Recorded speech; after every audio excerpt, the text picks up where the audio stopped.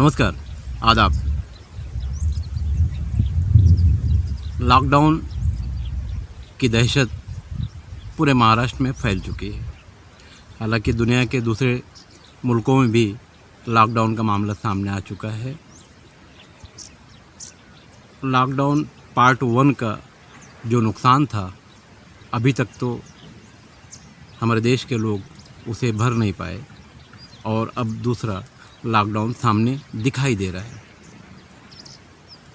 भिवंडी शहर के रिक्शे वालों को ये बता दिया गया है कि 22 फरवरी से रिक्शे में 2 पैसेंजर, बीच में प्लास्टिक का पार्टीशन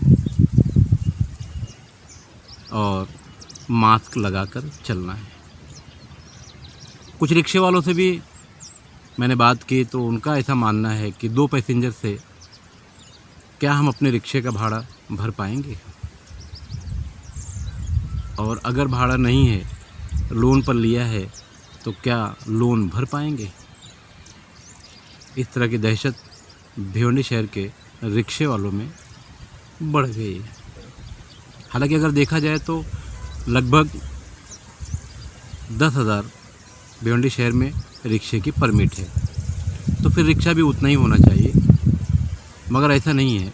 रिक्शा इसका डबल है भिवंडी शहर में। डबल का मतलब लगभग 20,000। चलिए, ये भी अच्छी बात है कि 10,000 परमिट वाला है और 10,000 बिना परमिट वाला है। लोग उसमें अपना रोजी रोटी भी कर रहे हैं, कमा रहे हैं। मगर भिवंडी शहर में जो ट्रैफिक की समस्या है, तो इसका जिम्मेदार कौन है। अक्सर भिवंडी शहर में लोग मानते हैं कि रिक्शे वालों के कारण भिवंडी शहर में ट्रैफिक जाम होती है। बहरहाल रिक्शा यूनियन के लोगों ने कुछ अपनी तैयारी की है और जो अधिकारी हैं, संबंधित अधिकारी, उनसे डिमांड भी करेंगे कि कुछ रहम किया जाए, ज़्यादा सख्ती न किया जाए। हालांकि ट्रैफिक डिपार्टमेंट से बताया गया है कि कार्रवाई होगी और फिर फाइन भी होगा। तो इस तरह के मामला हैं। हालांकि दुनिया ने बहुत तरक्की कर ली है, मगर एक वायरस जिसका नाम कोरोना है, कोरोना के नाम से पूरी दुनिया परेशान हो चुकी है। कहीं कहीं तो ऐसा देखने में आता है कि वहाँ की जो सरकार है, कोरोना को हथियार बनाकर अपना काम भी निकालती है, जैसा कि हमारे यहाँ देश में, भारत में होता है। अक्सर देखने में आता है जब सरकार का कोई काम निकलता है तो वहाँ कोरोना नहीं होता है, और जब सरकार का काम ख़त्म हो जाता है तो कोरोना आ जाता है। इस तरह के हमारे यहाँ देश में अक्सर इस तरह की घटनाएं देखने को मिल रही हैं। अब मसला ये है, बात ये है कि ये जो कोरोना अभी महाराष्ट्र में फैला है और दूसरी तरफ भी फैलेगा, तो इसका असर दिल्ली घेर कर बैठे किसानों पर क्या पड़ेगा। किसान आंदोलन करीब 82 दिन को पहुंच चुका है और सरकार झुकने को तैयार नहीं है और किसान पीछे हटने को भी तैयार नहीं है। सरकार कहती है कि इनको बाहर से फंडिंग है, ये खालिस्तानी लोग हैं, और किसान कहते हैं कि सरकार हिटलरी मामला, यानी हिटलर शाही का मामला चला रही है, इसलिए किसानों को न्याय नहीं मिल रहा है।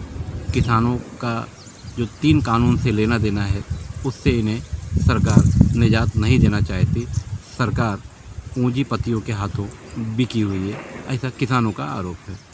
बहरहाल बात कोरोना की है, तो कोरोना जब पहली बार मार्च महीने में शुरू हुआ था, उसके बाद से गरीबों पर जो कोरोना की मार पड़ी सरकार द्वारा, कभी पुलिस ने डंडा मारा, कभी आर्थिक मामला आया, और कंपनियों के जो लोन है, पावर बिल है, या इस तरह के जो भी मामलात रहे, लोग भर नहीं सके, तो उस कर्ज से अभी तक निपट नहीं पाए हैं। और अब वापस महाराष्ट्र में कोरोना की दहशत देखने को, सुनने को मिल रही है।